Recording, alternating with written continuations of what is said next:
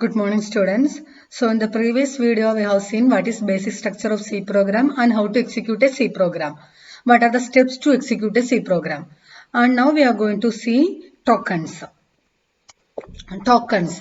C programming, like what is token? Before going to token, like how we are learning your language. First you will learn the alphabet, right? After alphabet you will learn words. The connection of the like alphabets together is words. Then after words, many words together is one sentence, right? After that, many sentences together is one paragraph. Like that only we are learning English language. The same way we can learn the C languages also. So in C language we have alphabets. So alphabets of C languages are normal alphabets and numbers and special symbols. And using this alphabets, so C language alphabets are alphabets, numbers and special symbols. Using these three things, you can make words. So here words are known as constants, variables and keywords. And using these words, you can go for instructions. Instructions are same as like your sentence. And many sentences are together one paragraph. Like that, many instructions are together one C program. So first we have to learn alphabets, numbers and special symbols. From using that, we are going to learn constant, variables and keywords. And with the help of that, we can learn the instructions. So, first topic is tokens. Tokens are like a smallest unit of C program. So, there are 6 different types of tokens. Identifiers are there, keywords are there, constants are there, strings are there, operators are there, special symbols are there. So, first we'll see what is identifiers. Identifiers are like suppose you want to add two numbers. You want to add two numbers. I'll show one program. We are going to program. I'm adding in the num1 equal to 10, num2 equal to 20, and result. Then result is equal to num1 plus num2. Print of result is equal to percentage digi comma result. This is my program. Okay. And if I run, I'll get answer 10 plus 20, 30. I'll get answer 30, right? So these are my program. If I run, I'll get answer 10 plus 20, 30. So, this num1 and num2 or result, this num1, num2 result are known as identifiers. So, identifier can only have alphanumeric characters. And underscore symbol. Identifier name must be unique. See, I have written num1, num2 result. I cannot use num1 two times. If I use 2 times num1, I'll get error. So, identifiers are unique. And see, an identifier can only have alphanumeric characters and underscore. See, if I give num1 star, num2, I'll get error.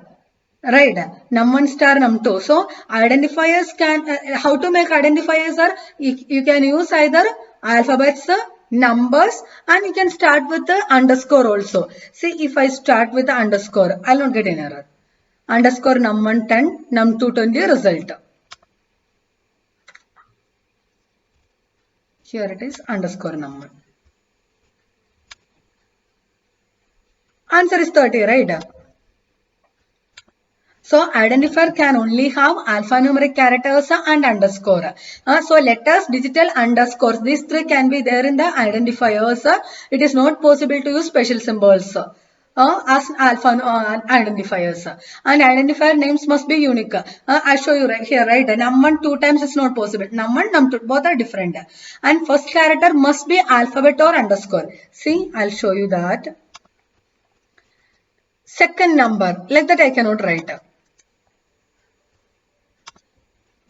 2 number. I'll get error. So identifier can be the starting character of identifier can be either alphabet or underscore. Underscore num1, underscore num2 are possible. You cannot use keyword as identifiers. What is keyword we'll see later. That time I'll understand what is that. I'll tell you what is that statement. The only first 31 characters are significant. So that identifier num1, num1, 4 letters are there, right? Like that you can take the first 31 characters. Your identifier length can be 31. It must not contain white space. Like see, num space 1 or num space 2. I'll get error. White space are not, see, num and 2, in between white space are there, right? That is not allowed. That is not allowed. And identifiers are case sensitive. Case sensitive in the sense, I'll show you. Here, I used num2, right? Here if you use n capital, I'll get error. So it is case sensitive. Understood. So what is the use of identifiers? I'll tell you later. So to write identifiers, you have to follow these rules. Identifiers name can be with the help of alphabets, numbers and underscore. And it's not possible to start with the number. 2 number, it's not possible. But underscore number also possible, right? So first character must be alphabet or underscore. And first 31, num1, 4 letters are there. Like that you can have 31 letters. And num space 1 not possible. And first price is num1 using small letter, and second price I cannot use the capital letter. It is case sensitive. These are the rules to write the identifiers. And what is the identifiers and all we'll be seeing later. Okay. And next one is keyword. Keyword has like there are some reserved words in C program. For example, here, this is my C program, right? Include is one reserved word. Ind is one reserved word. Printf is one reserved word. Main is one reserved word. So these keywords are some reserved words. It has some specific meaning. The reserved words have some specific meaning. So these are the main keywords in C language. Auto, double, ind, struct, break, else, long, switch, type def, register, enum, case. These all are specific meaning words, reserved words. These all are known as keyword. So here I have written, you cannot use keyword as a identifier. So in my program, if I use ind printf,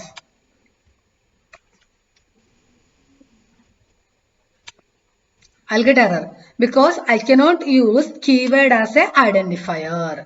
I cannot use keyword as a identifier. But all rules are possible, right? Printf, I started with the alphabet. There is no special symbol. All identifier rules are satisfied here. But printf is a keyword, so you cannot use it as a identifier.